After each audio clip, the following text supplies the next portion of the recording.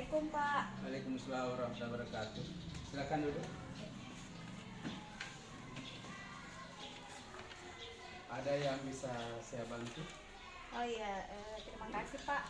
Begini, saya punya tugas dari program Guru Penggerak untuk melakukan wawancara kepada pemimpin instansi atau sebagai kepala sekolah terkait pengambilan keputusan berbasis kebajikan sebagai seorang pemimpin.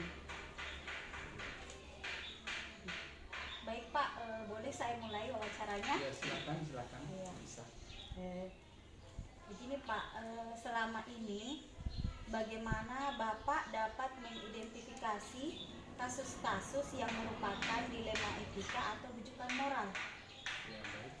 Saya selaku kepala sekolah dalam menyikapi kasus-kasus dilema etika atau bujukan moral selama ini bisa dikatakan tidak pernah mengidentifikasi, karena semua yang terjadi langsung kita pelajari kasusnya dan mencari kesimpulan untuk dapat digunakan sebagai tindak lanjut. Oh iya, begitu Pak.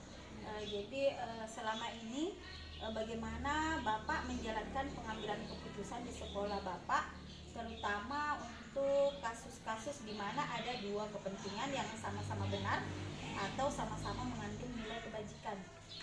Ya, dalam hal pengambilan keputusan, bila ada dua kepentingan yang sama-sama benar atau sama-sama mengandung nilai kebajikan, maka perlu memperhatikan atau mengaitkan dengan aturan yang ada. Karena selaku pegawai ASN harus punya integritas dan loyalitas yang tinggi. Oh, baik Pak. Terus bagaimana langkah-langkah atau prosedur seperti apa yang biasa Bapak lakukan selama ini? Ya, langkah-langkah atau prosedur yang saya lakukan sebagai kepala sekolah dalam menyikapi dilema etika ini sebenarnya belum punya langkah khusus.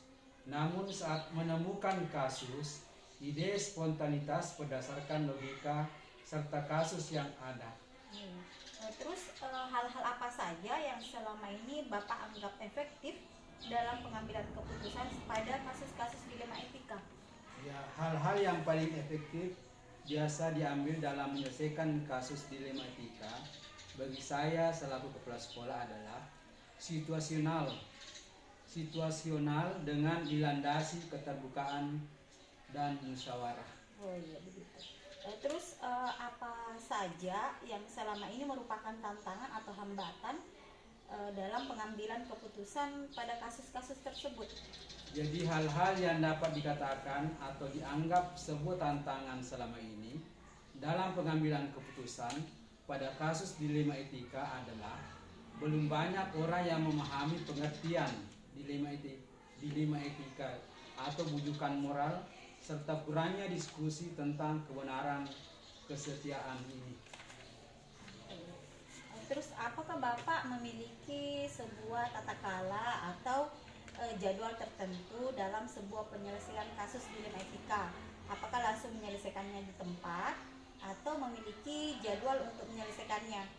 Dan bentuk atau prosedur seperti apa yang Bapak jalankan? Kalau jadwal tergantung kondisi kasus yang terjadi. Kadangkala ada keputusan yang harus kita putuskan segera, tetapi ada juga keputusan yang bisa kita undur. Kalau sifatnya yang segera berarti kita tidak boleh membuat jadwal, harus kita putuskan segera. Kalau masalah itu masih bisa kita tunda keputusannya, maka kita buat jadwal tertentu supaya hasil keputusannya lebih efektif dan efisien. Oh iya. Terus apakah ada seseorang atau faktor-faktor yang selama ini yang bisa mempermudah atau membantu Bapak dalam pengambilan keputusan? Ya, tergantung permasalahannya yang dihadapi. Kadang kita melibatkan semua guru dalam pengambilan keputusan, terkadang juga hanya melibatkan beberapa guru atau wali kelas.